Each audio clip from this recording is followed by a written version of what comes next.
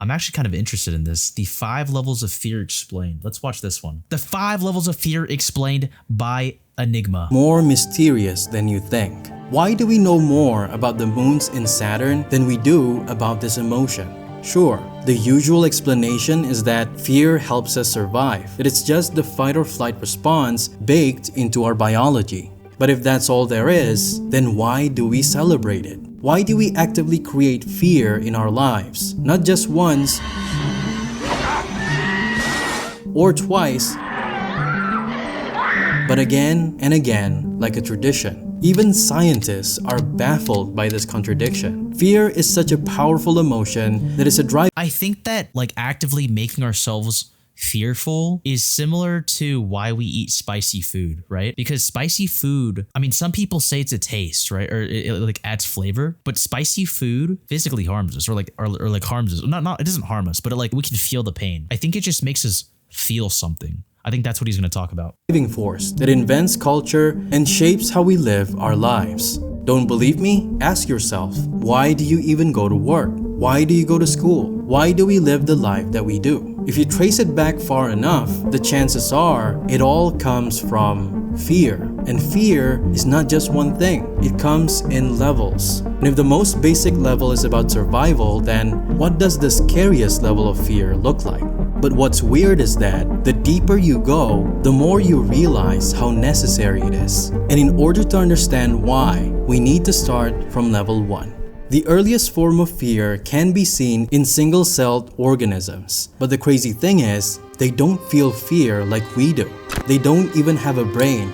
But they're— Yeah, fear keeps us alive. I mean, if we didn't have these fears, then we would all be jumping in front of traffic with no fear at all. You guys see what I did there? Actions come from the same need, survive or die. Yeah. In its most basic form, this is what fear means. That single instinct layered itself into neural networks, into brains, and after over millions of years, eventually into consciousness. This is why the emotion of fear is considered the most ancient. But as we become more advanced, the fear of predators and darkness no longer rule over our lives. But if fear is supposed to protect us over something we need to avoid, then why do we watch horror movies? Isn't that a contradiction? Well, not quite. A psychologist at Arizona State University found that there are 3 types of people who watch horror movies. The first group watches out of curiosity, or as a way to test their bravery. The second group hates being scared, but still chooses to watch them because they learn something about themselves in the process. And the third group actively seeks horror because it makes them feel— I remember something where like some researchers designed an experiment where they put a button, like a big red button, that they explicitly said will shock them. And so this just tests like the feelings that you get from pain. And so the researcher stands up and leaves the room with the subject and the button. I guess they found out that these people, rather than just waiting there for 5 minutes or whatever, would actively try to entertain themselves by touching the button that they knew would hurt them. So I think that watching a horror movie is kind of the same way, because you sort of feel something without the risk of death or like the risk of actually being in the movie. alive. So what does this mean? It turns out fear does not just protect us, it also teaches us. And in order to understand how, we need to move to level 2 in order for it all to make sense. The kind of fear that lingers even when the danger is gone. And we call this anxiety. Think of it as the echo of fear, the mind's way of staying alert even when there's nothing left to run from. And strangely, one of the most effective ways to manage it is through the fear itself. In the Netherlands, researchers developed a video game called Mindlight to help children with anxiety. It's a fascinating concept where the game uses EEG to track brain activity, where the calmer the player becomes, the brighter their character's light shines. Darkness becomes the element of fear, and monsters appear to scare the player. But if the player panics, a message appears teaching them how to calm down, how to face the darkness without running away. The results? Children who regularly played the game showed reduced anxiety in their daily lives, with improvements comparable to cognitive behavioral therapy, which is the gold standard for treating anxiety. So maybe that's the real reason why we're obsessed with horror. Regardless of which type we are, fear helps us rehearse survival. It keeps our anticipatory engine active, training our brains to predict, adapt, and stay resilient in uncertainty. That's why in 2020, fans of horror movies showed greater resilience at the height of the pandemic. Because fear does not just prepare us for danger, it helps us live through it. And at the same height of the pandemic, we invented a new genre of horror, one that fascinated not only the internet but also scientists because it's unlike anything we've ever seen before. That is very interesting. Yeah, liminal space. Images of empty malls, abandoned classrooms, and playgrounds under dim skies began spreading everywhere. Surreal scenes that looked almost like dreams. This aesthetic plays with nostalgia, but there's always something about it that feels terrifying just at the looking at these same time. photos give me chills. It's hard to explain. It feels like staring into a world that remembered us, but no longer need us. During the pandemic, this strange new aesthetic began circulating online, and it wasn't an accident. We were living in a time of uncertainty where the world was trapped in a kind of space between what life was and what it would become. Yeah, this is actually giving me chills. Shared I don't know, for liminal space, I feel like, it's 100% playing with our nostalgia, but I don't know, it has this charm where we recognize it, like it's so simple that we recognize it, and especially because most liminal spaces have bright colors. I would say that most of them, their vibrance is really high, and it sort of plays with our childish mind, and so we recognize it, it's very bright, but we understand that the world isn't really like this, and so I think that's where the fear comes from. Like we know that the world isn't like this, but it's so believably unbelievable. sense of uncertainty that the internet turned disorientation into culture called liminal space. What's fascinating is that we don't even need to do much to create that feeling of unease. Take any familiar room and slightly alter its proportions. Look at this example. Two kitchens nearly identical, but in one of them, the scale is wrong, and already something inside us quietly recoils. The same thing happens when we multiply identical decorations in a space, like seeing the same chair cloned across the room. It's not the kind of terror you feel when someone chases you down a hallway. It's a much more subtler, a whisper in the back of your mind saying, "You're not supposed to be here." Believe it or not, this phenomenon was only recently confirmed scientifically in 2022 by researchers from Cardiff University. They found that our brains build internal models of how spaces are supposed to look and feel. When those patterns break, it triggers a prediction error, a kind of cognitive dissonance, where the brain recognizes something as familiar yet simultaneously wrong. And that's what creates the unease. This exact same mechanism appears when we see something that's almost human. To understand why liminal spaces unsettle us, we need to look at a 2019 neuroscience study on the uncanny valley. What they found is, when robots have human-like features, our likability toward them increases. But before reaching human level of realism, what's peculiar is that the likability drops sharply just before rising again once it reaches a 1-to-1 level of realism. And the activity in our brains mirrors what's happening. The VMPFC, the part of our brain responsible for tracking how much we like these human-like agents, mirror. Oh my gosh. I mean, just looking at this is so terrifying.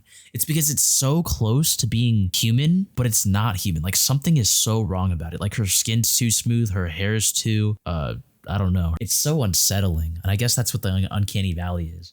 That famous valley curve. Meanwhile, the amygdala, the brain's emotional alarm system, predicts whether we'll accept or reject them. The stronger the amygdala responds, the more likely we are to feel discomfort or rejection. Essentially, our brains calculate human likeness, assigning emotional value and then sound an alarm when something feels too close to real but is not. From this, we can understand why liminal spaces unsettle us. Because just like how we reject almost human robots, we instinctively reject places that I was thinking about that. Yeah, like liminal spaces are literally, they're so believably unbelievable. That's exactly what it is. Feel almost familiar, but not quite. So far, the fears we have seen are all escapable. But what happens when a fear is so infinitely large that you just have to accept it?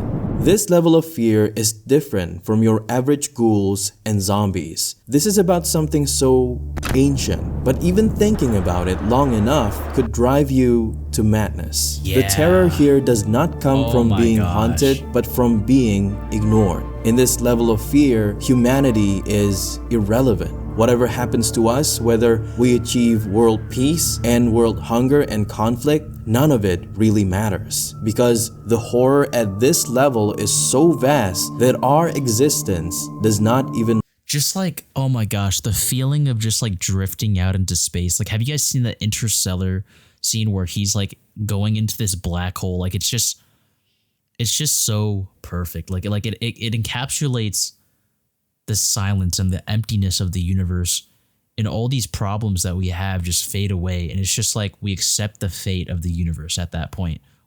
But I guess we tend to block those out because we can't do anything about them.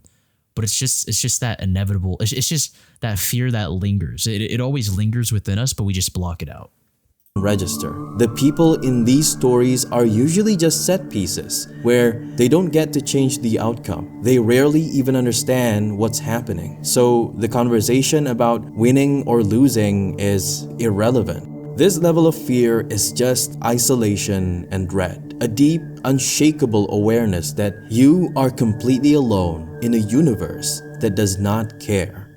A perfect illustration of this horror is in Junji Ito's Uzumaki, a town so obsessed with the concept of spirals like where the more they try to understand it, the faster they're swallowed by it. This level of horror comes in two names: Lovecraftian horror and cosmic horror. And it's not a coincidence it's called cosmic horror either, because it hints to the fact that, like all of the previous levels of horror we have seen, this level of horror too is in fact real. You've probably seen those videos showing the scale of the universe, where if we zoom out enough, the Earth becomes a speck like a grain of sand compared to Sahara. Yeah, it's insane. But even that is not a close enough example. The observable universe is so incomprehensibly huge that it breaks your brain just trying to hold the idea. It is so massive that even the fastest known object in the universe is considered painfully slow. But why does this matter? Because everything that we see around us, including the stars, requires light. So if it takes billions of years for light to travel to those stars we see in the night sky, then that would mean some of the stars we see in the sky might not even be there anymore. And this is what level 4 is about: the crushing realization that we are powerless, that we live in a universe too big to care and too complex to understand. So how do we even cope with this level of fear? By living meaningfully. Because in order to cope with the level of fear larger than the universe, regardless of how insignificant we are, the reason why we exist has to have a meaning. From this, cultures are born, traditions, beliefs, and even morality. And this is what separates us from animals. By living in this fear, we do what we do, and at the same time, it's what made us thrive for millions of years. But if the universe is the biggest thing we have ever seen or we could ever imagine, then what is even bigger than the universe? Everything from cells to stars follows the same mathematical rules. Every breath, every galaxy, every chemical reaction are all governed by invisible laws, which opens up a terrifying possibility. If the universe runs on laws, then could it be simulated? This is where Nick Bostrom's simulation hypothesis comes in. This theory suggests that we might already be inside a simulation, one that is built by an advanced civilization. I know this sounds insane, but here's the logic behind this theory. If future civilizations can simulate entire realities with billions of conscious minds inside, then those simulated minds I don't know about this one because this also plays in the idea of what is consciousness. Like it is so hard to describe consciousness and what it actually is. And being in a simulation, I feel like we would have to assume that there's another universe where there are other conscious beings that are trying to control us, which is it's so incomprehensible that it's just easier to believe it than disprove it. So I think that's where this theory comes from. Vastly outnumber the original ones. Statistically, it becomes far more likely that we are simulated than we are real. And if that's true, then everything we've ever known, every memory, every emotion, every person you've ever loved could be just a string of code. A program running for someone else's entertainment. This is fear at its most extreme, where insignificance is not just cosmic, it's fabricated. While religion gives us meaning in an indifferent universe, the simulation theory suggests that there was never any meaning to begin with. And as wild as this sounds, Bostrom is not alone. Some scientists are now designing real experiments to test it. Like, what if the simulation has limits? Maybe the laws of physics are not fixed. Maybe they drift like patches in software. While others think space and time might be pixelated, broken into pieces so small we haven't detected them yet. Like trying to spot pixels on a screen too high res for our eyes. If we ever detect a glitch, it won't prove the simulation just yet, but it will shatter everything we thought we knew about reality. And that's the heart of level 5. Not the fear of death or ghosts. It's the fear that everything were never real to begin with. Wow, what an absolutely amazing W video by Enigma. Yo guys, if you guys enjoyed this video, please like and subscribe. Thank you guys for watching, and watch the next video. W rule.